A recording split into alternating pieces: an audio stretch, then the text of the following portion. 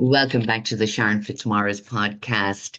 And today, my guest is Hilary Connor, a spiritual well-being coach and author, a natural intuitive with a depth of experience in coaching and mindfulness teaching. Hilary combines her skills to help her clients awaken awareness of their own natural intelligence and live a life of meaning, purpose, and flourishing. Hilary, you are very welcome. Thank you so much, Sharon. Thank you for having me on. And well done with this podcast. Well done. It's wonderful. Yes, as I was saying before we came on, and press the record button because me and Hilary stay chatting like I would with all my guests, is one of the reasons that I do this. And I said that to Hilary is to share other people's stories, their experience, their expertise, but also their perspective on life as it is now or what it's like for them. Because again, one of the things, Hilary, is that a lot of people see us doing this work and they think that we have it all together. I'm constantly saying that, but we too have our struggles and challenges on a day-to-day basis. And but we also have the tools to try and help ourselves to move through them, which is a lot of your work and what your basis is in your expertise. But first, Hilary, I always say how we connected. So I've known Hilary for a good few years, and Hilary was also a guest facilitator on one of my weekend retreats in the beautiful Bog Hill, County Clare a few years ago, Hilary. That's right. And Wonderful. also through your book, Saoirse, which was just so beautiful. And we'll talk about that as well in a moment because you have so much to talk about. But we'll go back to you, Hilary, now. And where did it all start for you, Hilary? Where did your interest in working with people come from for yourself? Oh, where did I think it was innate, Sharon. It was just there. It was innate. I the beginning of my journey here into this lifetime, like the very, very beginning, really kind of set the stage to or defined the shape that my life path was going to take, really, in terms of helping people find themselves and who they are, and resource that to come out, those internal resources to come out, because I was born in a mother and baby home back in the mid 1970s. And as we know, I mean, we were living in Roman Catholic Ireland then. It was a very, very different time. The consciousness of the country was very, very different then. So growing up, I had this sense of, always being different, really, and I think an awful lot of adoptees will tell you that. And I think it's our nature as human beings to want to fit in, especially as children. And yet I always felt outside and different. And when I was when I was about 7, 8, that kind of age, I was I discovered that the difference, there was another difference, and that was I was quite intuitive. And like most children can see across the veil of, between this world and the next world. And that will fade as they get to about 5 or 6. But for me, if anything, it became a lot more. It became stronger. It lasted longer. It became stronger, through ages like, say, let's say 7, 8, 9. We talk about spirit and spirit guides and being able to see spirit and be able to see loved ones who have passed on and all of that. And that was just very, very normal to me. And I actually thought that was very normal as well until I realized it wasn't. So that was another element of being different as well. And it, without realizing it at the time, but when I was a child, um, what came with that was, well, both of those was a sense of loneliness, a sense of being different and a sense of isolation.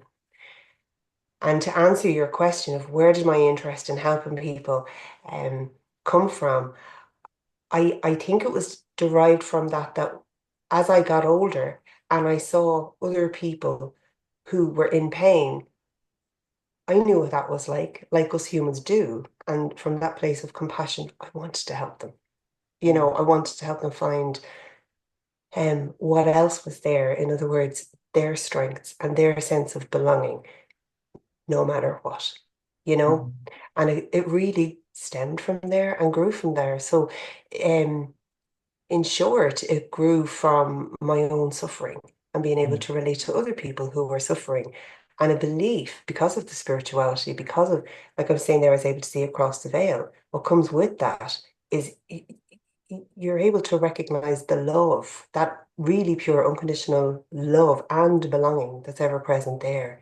So, whether I was young or even now, that's what I want to help people to connect with within themselves, and then spiritually and in the everyday community and their relationships as well. Mm. You just say it so eloquently. It's beautiful, and I love that, Hilary. And we're really, I suppose, brought in or brought back to that time of mother and baby homes now because Cillian Murphy's new film has come out. It's just been released, Small Little Things Like These, and it's about, the shame around that time with mother and baby homes.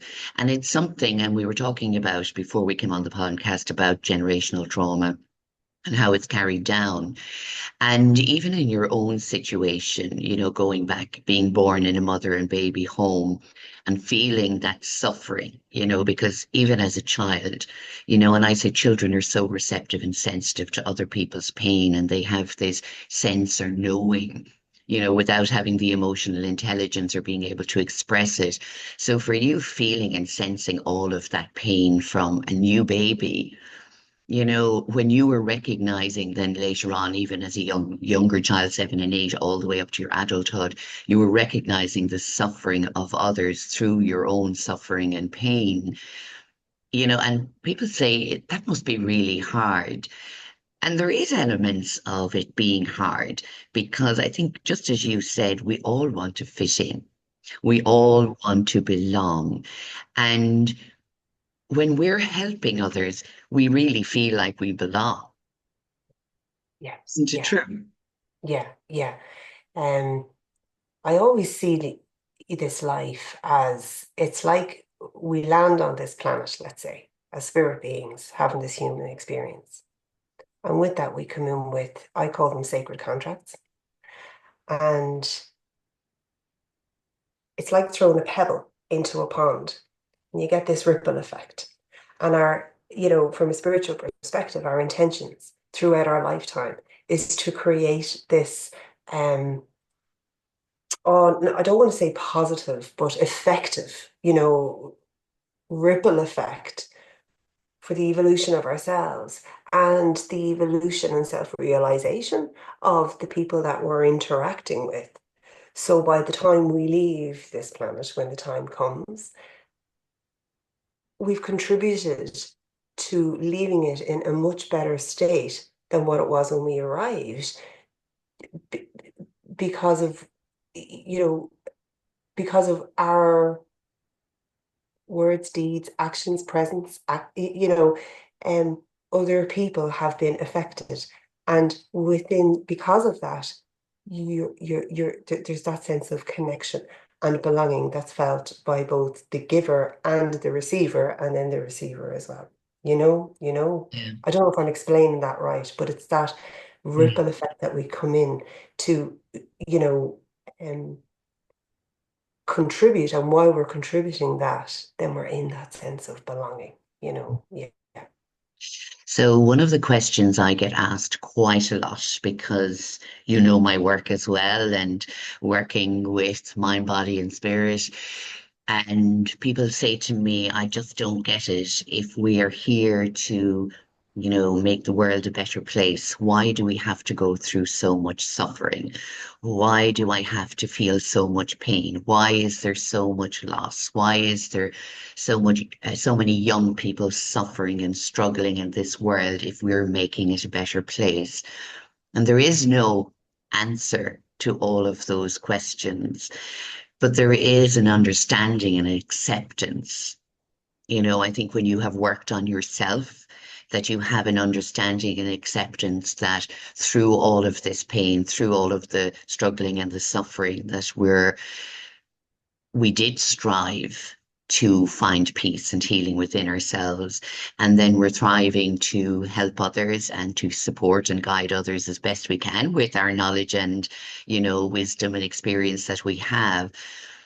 But when somebody comes to you, Hilary, as just a one-to-one client, and they're really struggling with life, and you're trying to explain to them about that ripple effect and about our soul contracts, and they just go, I still don't get it, Hilary. I just don't understand why I have to go through this. Why is there so much pain? How would you be able to guide and support them? And as humans, we naturally turn away from, resist the unpleasant. We don't like it. We don't want it, but it's here. And we lean towards the pleasant, the nice experiences, the good experiences. But anybody that has gone through any level of suffering will know that it's actually turning toward that suffering as, I know I keep on saying it, but let's say as the spirit being, from the perspective of the spirit being having the human experience, or from the perspective of, look, this is here and this is happening. And if I turn toward it and I hold it, I hold this painful experience rather than it having a hold of me. Mm. And that's the big difference. It's recognizing ourselves and our internal within holding this experience as opposed to it having a hold of me. Well, then that allows the space for us to be with the experience and the natural intelligence that's within us all. And I think that's the thing, most human, not most, but a lot of, because of today and society, and because it's such a fast pace and there is so much distractions out there and everything, it's really, really busy. The Mm. must do's, the should do's, and the have to's. We've all, a lot of us, a lot of the time, have fallen asleep to a natural wisdom within us all. And by shifting that perspective and saying, okay, I'm going to turn towards this experience, and it's difficult and it's hard and it's unpleasant. What does this need of me? And allow that space for that natural intelligence to rise. And in those, it's only 6 moments. And the only time we can ever do it, as you always say, Sharon, is in that moment, in this present moment, and allowing the answer to rise. Mm. But we need to shift that perspective from, this is on me, this is happening on me, this is happening to me, to grounding and saying, okay, I'm going to hold this experience now, this suffering, in recognition of who and what I am, even if we don't feel it. All right. And then trusting ourselves to have that internal wisdom so as it can rise, and then give the direction of how to be with it differently.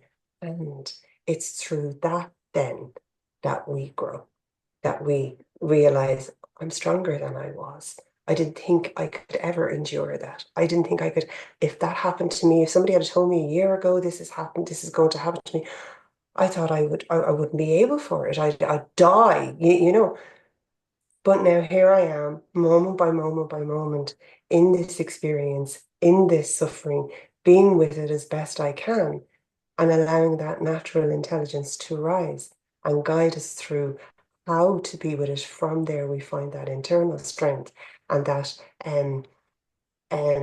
aspects of ourselves awaken that we didn't know were there in the first place, but they are the ones that we stand upon from it, and from there resilience is born and built. Mm. You're so right. And all the way through that, I hear in my heart echo the resilience that we have, even from small children, that we're learning to grow into this stronger version of who we believed we were in our minds, because our minds can tell us we're not strong enough to deal with it, that we need to run away, the resistance, as you said, which is really important.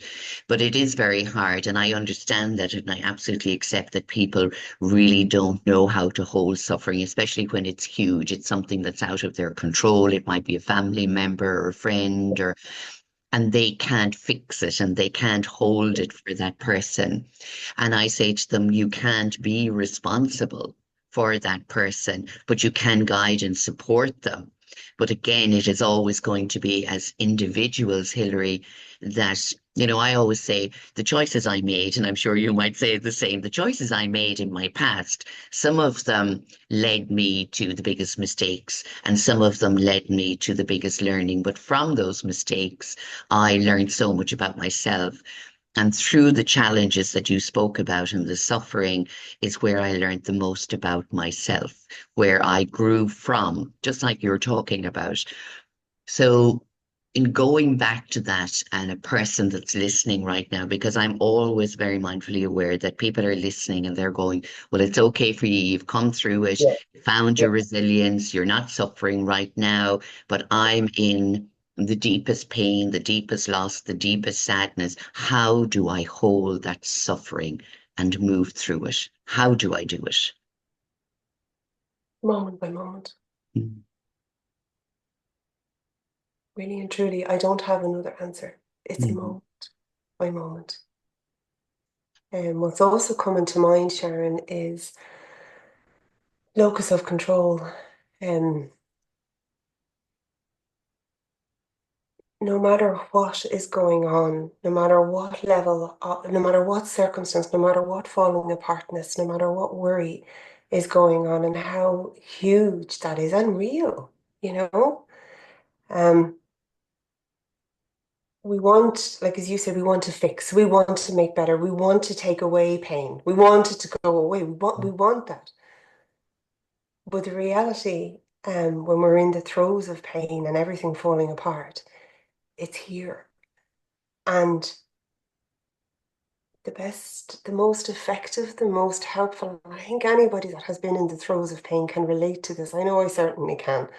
Um, is to bring it back to my own locus of control, right? As opposed to placing my attention beyond our locus of control, as in into what somebody else is going to do, decide, say, whatever, and instead come back to, I mean, we're powerless there, and I think a lot of anxiety derives from that place as well, placing our attention into the future or the past or some place that may never exist, you know, and it's remembering, you know, and that's why I just love mindfulness so much because it attunes those mental and emotional muscles to practice bringing our attention back to our own locus of control.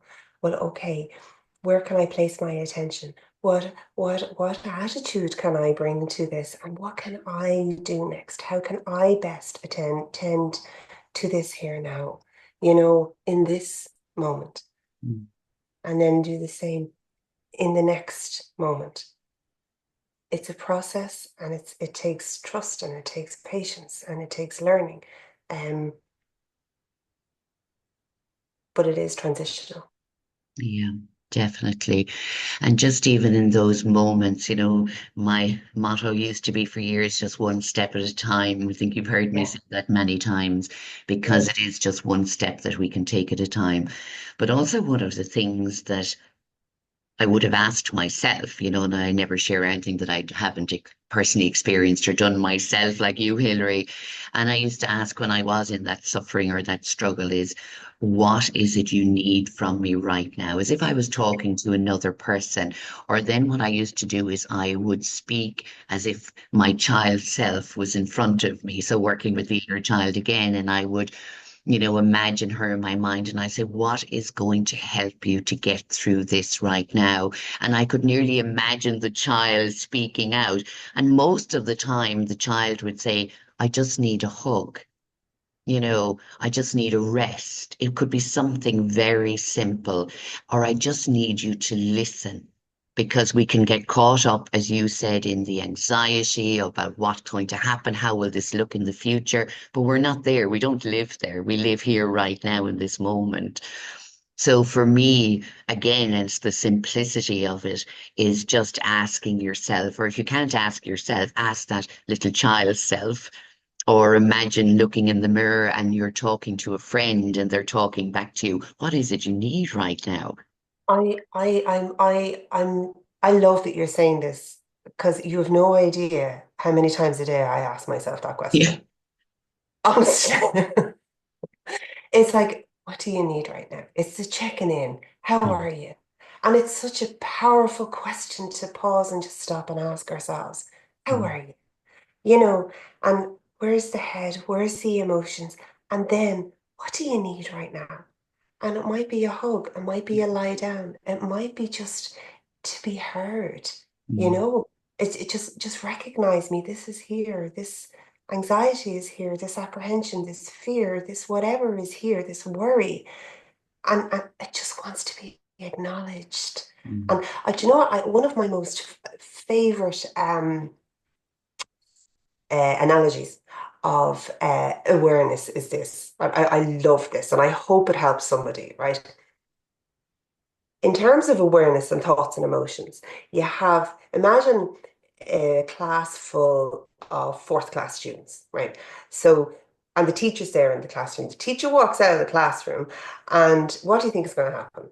Give it 9 seconds. Exactly. They're up off their seats and they're throwing paper airplanes and there's loads of noise. No one can hear themselves, right? Teacher walks back into the classroom. What happens? Everyone settles back down again. Sorry. Hide. What's me? Awareness is the teacher. The students in the classroom are our thoughts and emotions. So when we bring awareness to what's here, to what's present, well, then those thoughts and emotions are able to feel safe. They're able to stabilize. They're able to settle. You know, awareness goes out of the room. Oh, for goodness sakes, everything just gets all chaotic. You know, but in that moment, we can bring awareness to what's here. How are you? And what do you need right now? Love It's that. simple, effective question. Yeah. Yeah. Yeah, Oh I no, love Sarah that. was asked that question. Yeah. It's medicinal. Really, yeah, that's a lovely way. And again, I think sometimes we have to give examples in a very simple way for people, especially when they're struggling. There's a lot going on in their head. They need to be able to visualize or feel it or understand it to be able to make sense of it in their heads. So for me, it's always keeping it very simple. And that, like you, mindfulness for me is the most simple and yet effective way that, people can help themselves, and people are turning more towards mindfulness now. As you can see, when I was practicing mindfulness back in 26 years ago, I never heard anybody talking about Wow. mindfulness, and it's a huge thing. But I love, because again, there's the awareness. People are becoming more aware of there are tools and techniques to help them now. They don't need to struggle like maybe their parents or grandparents did, and that they can let the emotions flow once they're acknowledged and heard, but they have to be aware of it. And there's awareness keeps coming back to it.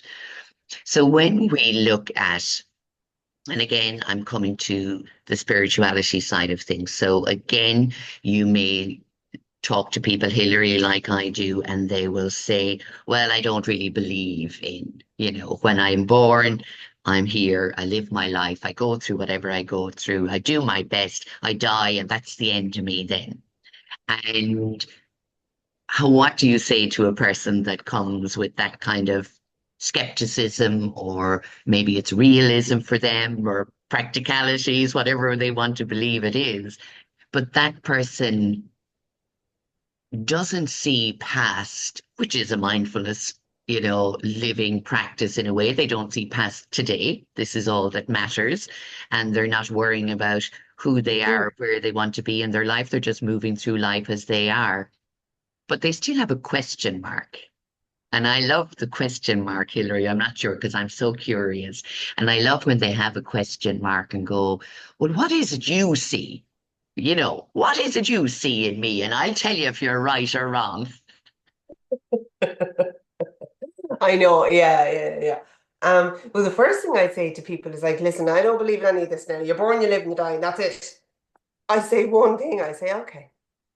Because that's what they believe, that's where they are. And you really have to just meet people where they are. Mm, Um, and then I would begin, let's say in a consultation, in a reading, then I'd begin to just do, like they came in for a consultation. So then I'll begin to just connect and mm, relate the information from there, trusting that they're there to receive it. Um, and from there, then it's kind of Usually it doesn't happen very often anymore. It did happen at the beginning, the coming in, the arms folded, the body language says it, what can you tell me? The kind of um way. And I really just, and again, this is even before I trained in mindfulness. I'm going back to the natural intelligence. It was just a natural intelligence within me being a human to just ground in, okay, this is where they are, this is where I am, and grounding that and um come back to my intentionality. Well, why am I here? I'm here to help them. I'm here to guide them. I'm here to pass on the messages that Spirit has for them, for their highest benefit. So as they can awaken, so as they can. And what happens is people usually go out scratching their head, going, "Geez, she told me this, and geez, she told me that. That's amazing. How did she know that now?" But I don't believe in any of this stuff at all now. But geez, that was amazing how she knew that now. And because the energy is there, the energy is there, and my role is to tune into that energy, not to change their mind about what they believe. Um, but in tuning into the energy and relating that, perhaps something else has opened up for them. But that's whether it is or whether it's not, that's their journey. So Yeah. yeah. Yeah. And I love that because you said they came to you. So it's not like you're Yeah. trying to force, your work upon them. They came whether it was curious or to prove you wrong. They came, I think, as well. When people say to me, I don't believe in any of that, but they'll ask you a question because somewhere in there, there is a curiosity about, well, I wonder. And they might still not dive into it or want to learn any more about it, but it has planted something inside of them because I think as human beings are living this human experience, we are seekers. We're seeking, and you went back to there, who am I? Like, what is my purpose on this planet? Is there a bigger purpose for me as a human being on this earth? And Mm. what is that? And when people say it to me and they'd say, I wonder what my purpose is. And sometimes it doesn't have to be, Nobel Peace Prize winner. It doesn't have to be running a company with 50,000 people and saving the world. Your purpose could be, just as we were talking about, to learn to heal, to learn to grow from the experiences you've had in your childhood or teenage life or adult life, and to find that resilience and inner strength. And just as you said, Hilary, the inner wisdom, that, wow, I can really trust myself. I can really trust what I feel. And Yeah. when I feel drawn to something, that my purpose could be to learn to trust myself to move forward in whatever that feeling is. And there we come back to the mindfulness again, the awareness. What are my thoughts and emotions trying to show me? We go Mm. back to the inner child. What is it they need today? What would they like to do? What were their dreams and they never were fulfilled because of the challenges and struggles? So everything that you're talking about lends to us always coming back to what is it that you have inside of you that you are denying and is keeping you in the struggle or the challenge. Exactly, exactly. And I'm a great, believer in number one, listening to the body. Listening to the body. And I think we kind of touched on that before we hit record, Yeah.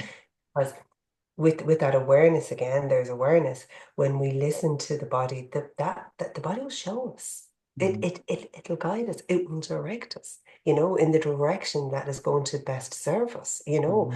But the denial will come from fear, and the fear will come from conditioning. You know, I was told I wasn't good enough. I was told I wasn't intelligent. I was told I was going to fail. I was told none of us people do things like that. Um, but I'm a great believer in the phrase. I love this phrase, Sharon. This thought is real. I'm really having this thought. This thought is real, but it's not necessarily true. Yeah. Yeah. And when we stop to think, well, okay, yeah, this thought is real, but is it actually true? Or is there another way? Is there Mhm. something else? Is there another way to be with this? Be it in the huge, big thoughts that are like massive, big, great walls standing in our way, or be it with the small little things that, is it true that I have to load the dishwasher before I go out to work? Or, okay, maybe empty the dishwasher before I go out to work. Is that really true? Or can I just get in the car and drive? Mm. You know, and it's stopping to ask that, just examine our thoughts. This thought is real, but is it true? And all of this is a practice. It's the practice of doing that again and again, that each practice at a time, all stacked up, will lead to growth, will lead to coming to see things in a new way and discover what was already inside us that we didn't realize was there all along, Yeah. and growth. And from there, we build resilience and confidence and trust in ourselves. Yeah, that's beautiful, Hilary. And two of the things you said, going back to, that I was told, which many people were, you'll fail, you're no good, people like you don't get anywhere. And sometimes that gives you a little bit of a second drive to do Yeah. more and to prove that, and you think you're proving them wrong, but I think it's to prove to yourself, isn't it, again? Oh, I have goosebumps as you say that. Yeah. Yes. Yeah. Yeah. Proving to ourselves, you know what, I could believe what they, whoever they, told me, or I can show them. And as you're doing that, you're actually learning and growing yourself and educating yourself and going towards your dreams and goals. So you're actually proving to yourself, which most people are doing, that I can actually do this. And then the other thing is what you said is that thought real? The thought is real, but is it true? So again, all the many thoughts that we have that we should be doing this, I should be more like Mary down the road, and Jimmy's got a new car, I should have one too, and I'm working really hard, but I don't take a break. It's all of the things that we think, and we waste so much time thinking and focusing our energy on those thoughts that are not true for us. As simple as, do I put pressure on myself and more stress thinking I have to do all of this before I jump in the car and go where I have to go? And while you're in the car, then you're thinking about what you have to do later on instead of just enjoying the car ride. That it comes back to who's putting the pressure on us? Ourselves. We're I think constantly putting the pressure on ourselves. when we stop and ask that question and Yeah. realize I'm actually doing this to myself. Look at the empowerment in that. Well, if I'm the one that's doing this to myself, it's nobody else. Well, then I've got the power to change how I do things. That's incredibly liberating. It's incredibly liberating. It opens up a whole new journey, doesn't it? I love that one sentence, and I have goosebumps because I think if people had that as an affirmation, a mantra, something they repeat constantly instead of the worry and the fear, I've got the power to change how I do things. If they just repeated Mhm. that to remind themselves, Hilary, that is, again, it comes down to something very simple. I have, because people believe they're powerless, they're helpless. But if I've got the power to change how I do things, that gives us so much power again, doesn't it? Opens up a whole new world, a whole new perspective, Yeah, a whole new, it's limitless. It yeah. really is limitless in that moment, you know. And That is so powerful. I can feel it even. Even when you said it, I could feel it. And I thought, oh my God, I might say it different ways. But just in that sentence alone, I think if everybody listening repeated that to themselves every single day, they would see so many changes in their mind, first of all, but then in their heart, in their body, in their daily lives, in the way they do things, and what they choose to give their time and energy to. And I think that comes back to values. What Yeah. do I value? And what is important to me, and what's meaningful to me, and how I can nurture that. Now, I mean, let's say when I ask that question, okay, well, let's say outside of work. Well, I asked myself this question a couple of weeks ago. All right, Hills, if you had all the money in the world, if you didn't need any money, right? Okay, what would you be doing, right? Um, and the whole purpose of asking myself the question was to really kind of, it's good to kind of keep on rechecking in with ourselves and where we're going and what's important. So the answer was, oh my gosh, myself and my husband and the three girls, we could travel wherever we wanted to go. We could have all of these experiences. We could do this, that, and the other. And then it was like, yeah, I know, but Hills, you're going to start craving home. You want to go and sit inside and light the fire and all be together. All right. So you can't really do that 7 days a week all the time. So you had all the money. What would you? I think it comes back to I would still want to really, and I don't mean to sound like I'm such a, whatever, do good. I don't really want to sound that way, but there is just this innate, I'm fueled, I'm motivated by helping people, help them make a difference in their lives, by discovering that um, um, resourcefulness within them that they're asleep to.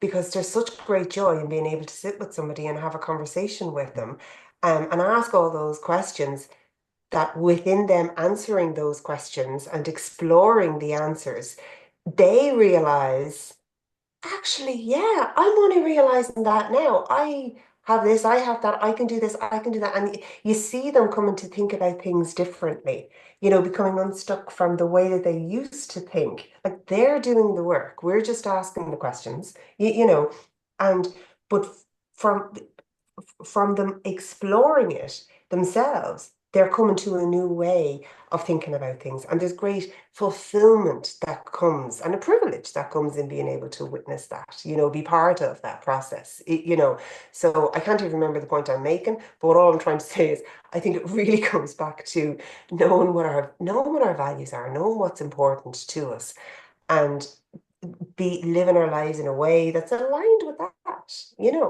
It reminds me of a story, just something you were saying there about asking the question. Um, I think it was 2002, 2003. I was working in this bank, and um, I really, really didn't like my job. I really, really did. And this organization, like, I moved to Wexford from Dublin. And this organization was the in place to be, to build yourself a career if you're going to be living in Wexford, Wicklow area. So when I got the job, I was like, I'm done. Oh my God, I can stay here until retirement. There's going to be so much opportunity here. And brilliant. Ego fulfilled. 8 months later, I was crying going into work every day. I really disliked it. And I remember walking through the office going, this place is killing my spirit. Day by day, it's killing my spirit. And I was sitting outside with a colleague, and we none of us liked working there. It was horrible. I work in a lot of workplace well-being now, and I think that's driving it. But I remember turning around to her and saying, you know, I used to think that getting a job here meant the be all and end all.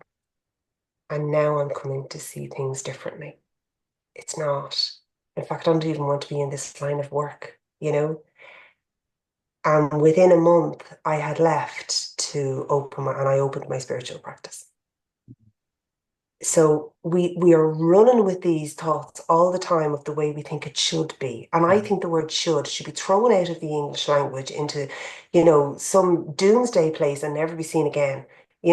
So because we think we should be doing this and we should be doing that, but who says? Who says? And it's going back to what you're saying earlier on. It's like, well, I'm saying, yeah, maybe other people may have indicated that, but I'm buying into that thought. So therefore, I can also get to stand back and say, well, is that true? You know, and if not, what else is here? What options do I have? Well, what's important to me? What do I want to be doing? What are my values? What gives life meaning for me and fulfillment? And then finding something within that, a pathway within that, and choosing differently. Yeah, I love it.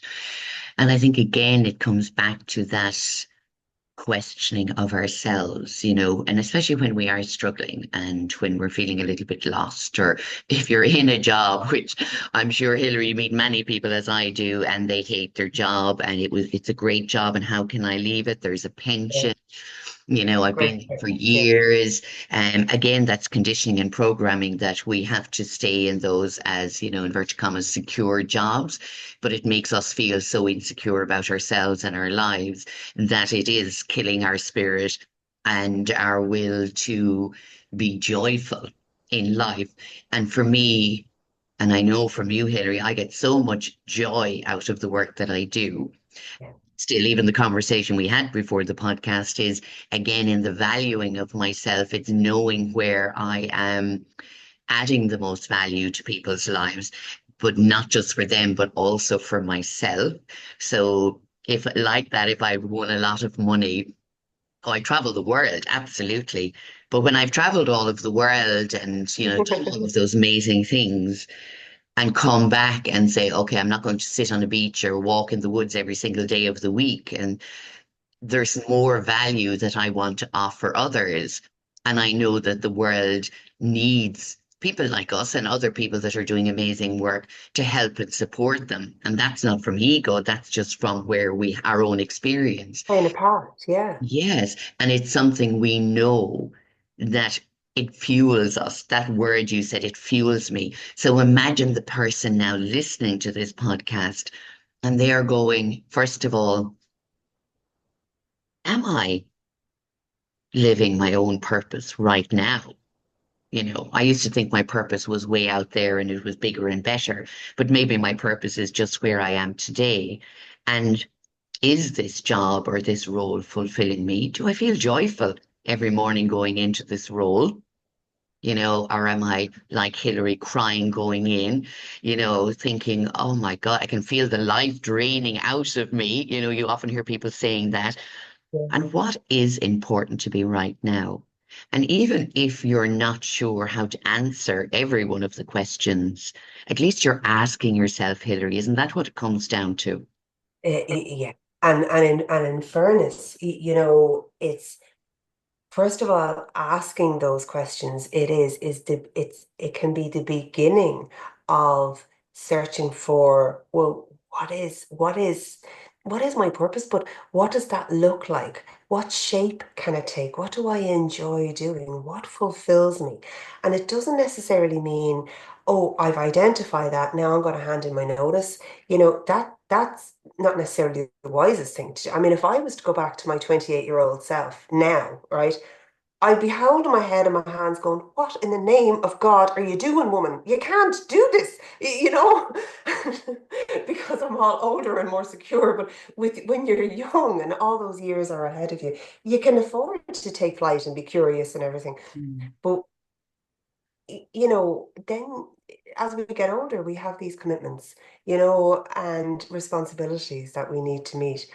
So, leaving our job is not necessarily and well, it's not an option. Well, it is an option, but it's not an option right now. Yeah, Today's kind of thing. practically, Yeah, financially. Yeah.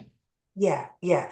But the fact that you're even asking those questions um opens up new avenues that you can travel down to say, well, what do I enjoy doing? Could I retrain? Get my qualifications, get other experience to head in the direction that I want to go. And number one, you're going to feel straight away that sense of lightness. Well, I'm creating a new reality for myself. I'm taking steps in that direction. There's a brightness that comes with that, which will lend to a tolerance in the entrapment in the job that you really dislike. Because you're taking progressive steps in a new direction.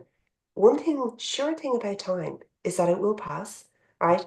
And as you're showing up through those moments and those days and those months and those years, the time will come then that you can take the steps that you want to take in the direction that you want to go. And I really believe it is one of the most empowering things that we can give to ourselves is that power of exercising our power of choice.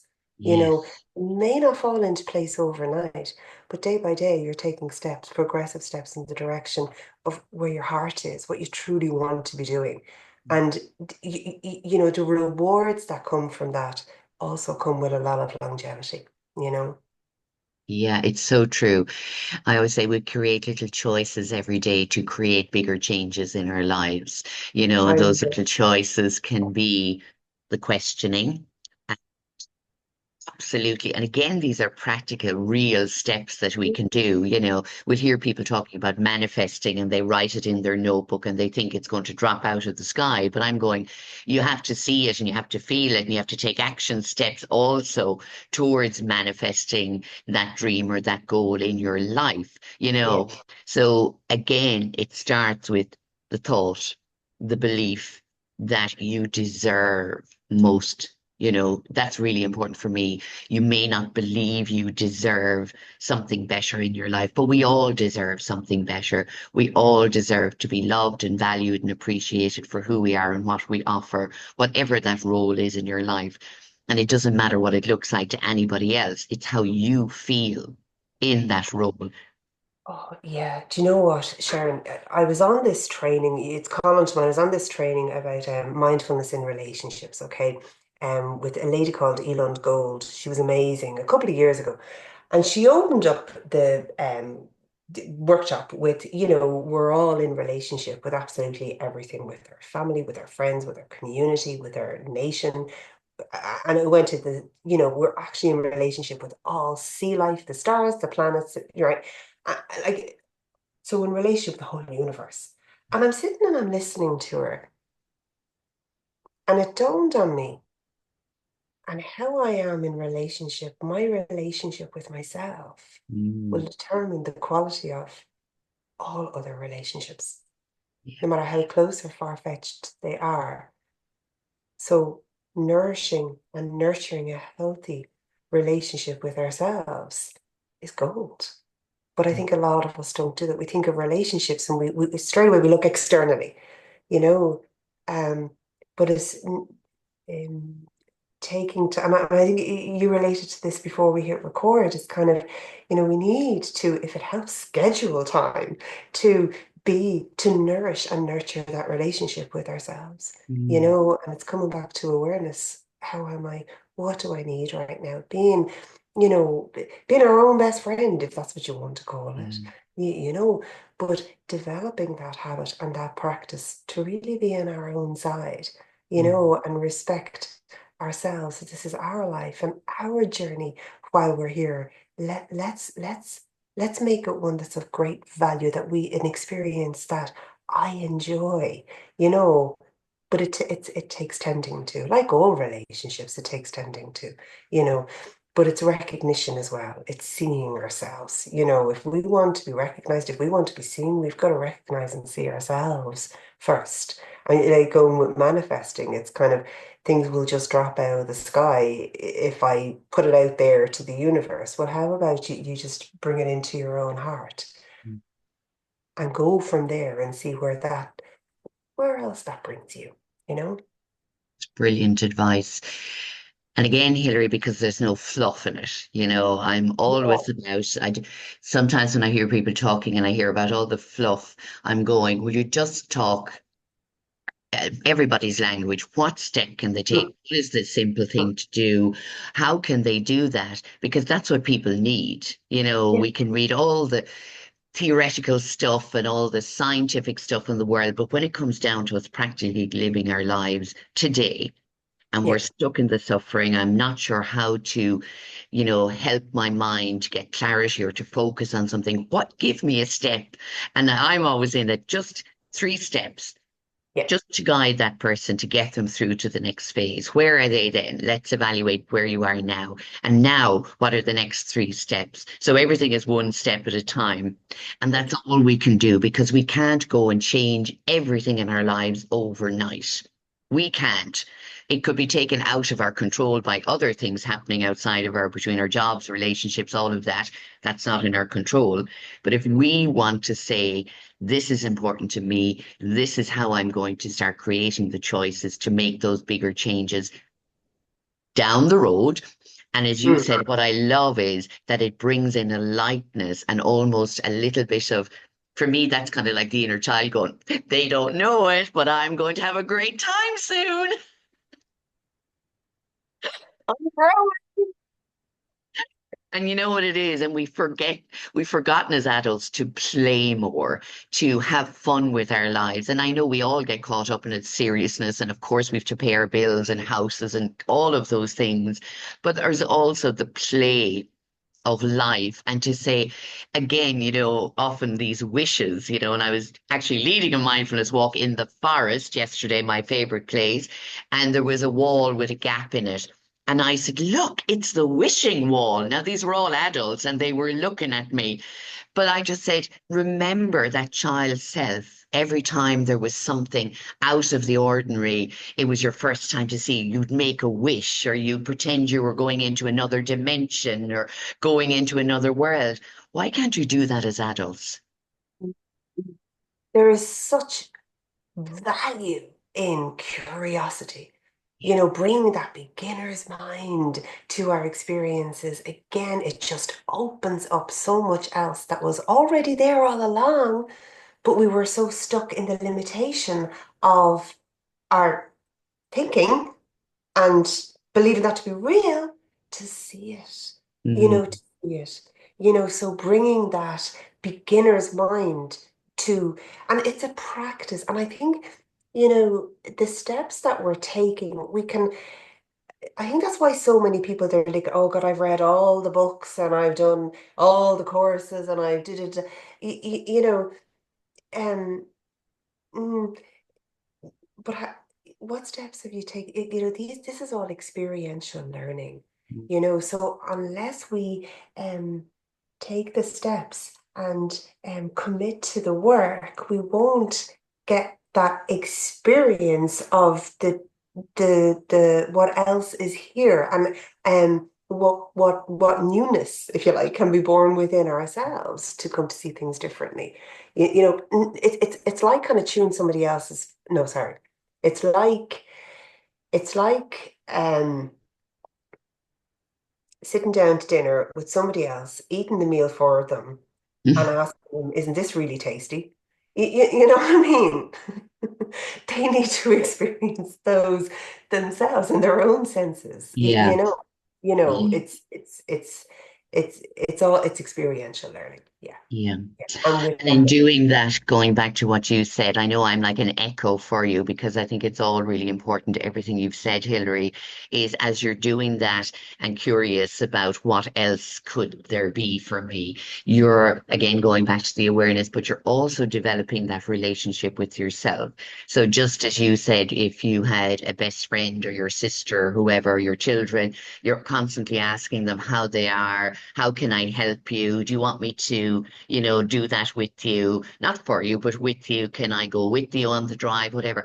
To come back to yourself and say, well, again, Sharon, what do you need today? It is being your own best friend. It's checking in with yourself.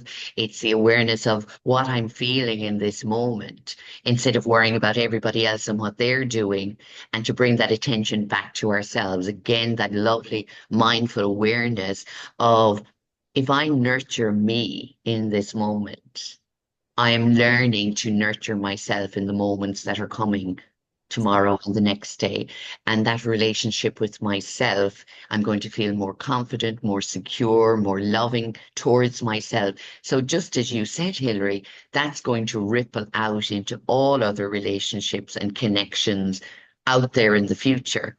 But we Mhm. first have to start with ourselves. Yes, yes, in the Yeah. here and now. It's the only place. Yeah. It's, yeah, starting with ourselves in the here and now. Um, and I'm a great believer in compassion, and I think the way, one of the definitions of compassion, and self-compassion, is empathy with action. So Yeah. it really is asking that question, how am I? And really acknowledging what's here, and then asking, what do you need right now? And taking that action. Yeah. I love that. Because I say to a lot of people, I'm sure you hear this, oh, I'm very empathic, I'm very empathic, and I feel everyone's suffering. And I just say, well, silly you, because you're just staying there in the suffering with them. None of you are doing any good then. So again, it's the empathy with compassion. So if you can be compassionate towards another person and support them and help them and maybe say, we'll go for a cup of tea. Yeah. Have you spoken to somebody? Would maybe this could try and help you? We need to do that for ourselves as well. So again, it's with the action steps. So if I'm feeling like this, how can I help myself?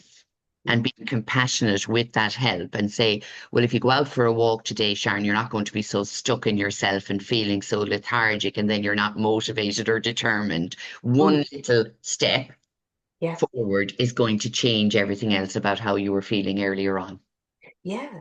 And you see, what I love about all of this, right? You were saying about each time you take action in the here and now, well, then you're building the skills for knowing, well, this can support me at a later stage as well, because I'm building the confidence, I'm building the resilience, I'm seeing the progressive results from it, And one thing that I love about all of this, the more I have learned, the more I learn about spirituality, neuroscience, mindfulness, they're all so interlinked. Mm. So, um, as we develop new habits, as we practice awareness, and we take new action that's progressive and keep on doing that and hone and develop those skills, neural pathways will develop in our brain, which will send new messages down into the central nervous system that tell us we are safe when we thought we wouldn't be safe, when we wouldn't be able, which is outside of the comfort zones. So as then we build that confidence, those neural pathways get stronger, and effectively we create new habits. And when I'm talking about transformation and growth, that's what I mean. We're transforming into um, a more um, progressive version of ourselves, but also we're adding well-being to our lives and longevity and happiness to ourselves, our lives, and our relationships as well, you Mm. know? So it's a skillful way of being with life, and being with ourselves that create new habits for well-being. That the brain responds, the central nervous system Yeah. responds, that's where I'm coming back to listen to the body, Yeah. yeah, Because the mind will believe anything you tell it. absolutely. Anything you tell it. So again, I do say it's like feeding your dog. If you fed them the rubbish every day, they think that's all that they're going to eat and they get used to it. But maybe their body doesn't do as well. So your mind will take whatever you're giving it. So what do you want to feed it for it to, perform better or to feel better? So again, it's feeding, and again, we go back to the nurture. So it's nurturing your mind. What are you feeding it with your thoughts? So again, I've got the power to change how I do things. That's a great thing to feed it with. Your Mm, body, mm, listening to what it needs, not just for, food and water, but also the emotions held in it that Hilary you spoke about. Where are those emotions? What do they need? Do I need to just listen to them? Do I need to give them space so they can flow? But also our soul, our spirit. What's important to me? Is this work or this relationship or this area or whatever it is feeding my soul? Do I feel joyful? It yeah. keeps coming back to asking yourself the questions, Hilary, which I think is one of the most powerful things. Again, as I said, even as you're talking, and I do this work, but it's still Yeah. Oh, yeah. reminding me constantly, yes, Sharon, we have to come back and ask ourselves, like I said, what is it now that you value? What is it that you're giving value to? What is not as valuable for your time and your energy? And knowing what feels right and is adding the joy. Because I can tell you, Hilary, you have added a lot of joy to this podcast today by being here. Thank you. And do you know what? Likewise. I mean, there's a lot of takeaways that I'm taking away from this as well. That it's a constant. It's a constant. We're never done. Mm. And just because We know all of these skills. We apply all of these skills. Yes, we progress, we get stronger, we build resilience, and things that used to challenge us in the past don't necessarily challenge us anymore. But Mm, that doesn't mean to say there are not going to be, I touch well as I say this even, that does not mm, mean to say that there is not going to be other challenges. But we know that we have honed and attuned the skills to be with those challenges moment by moment when they do come. I see it quite like a stormy sea. mm, I mean, there's always going to be storms out at sea, and sometimes we're going to get caught in those storms. And it's mm. never going to be pleasant, but it's about developing the skills to be with those storms in a effective way, so as we can ride through them with the confidence and courage that's needed, knowing that those storms will pass, and they will pass, and we're still here. Hilary Connor, it has been an absolute pleasure having you All as right, my Patricia. guest. And it is always lovely to connect with you because you have such beautiful energy and insight to share with others.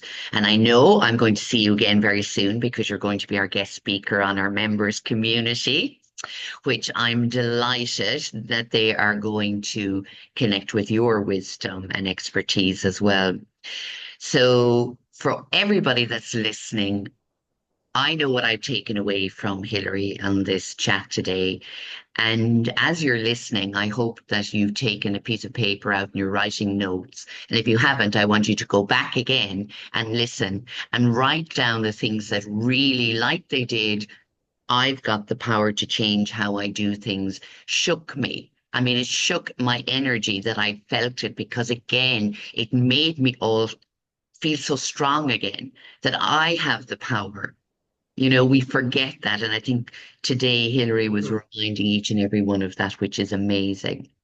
But if you would like to connect with Hilary personally, you can contact her on mindconsultancy.ie. I will have all the information and Hilary's full bio in the show notes, and I will be tagging her on social media and she will be on YouTube, where you can connect with her through her website, also on Instagram, Mind Consultancy, Hilary Connor, Facebook, Mind Consultancy, and LinkedIn, Hilary Connor.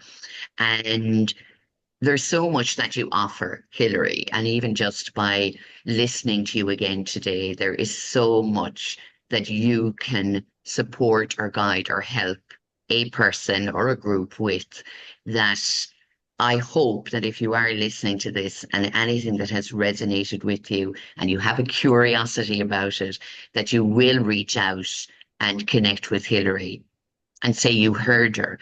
And I want you to then tell her what resonated with you the most. And I'll tell you, it'll be the start of a most beautiful conversation between you both. Sharon, thanks so much. Thank you.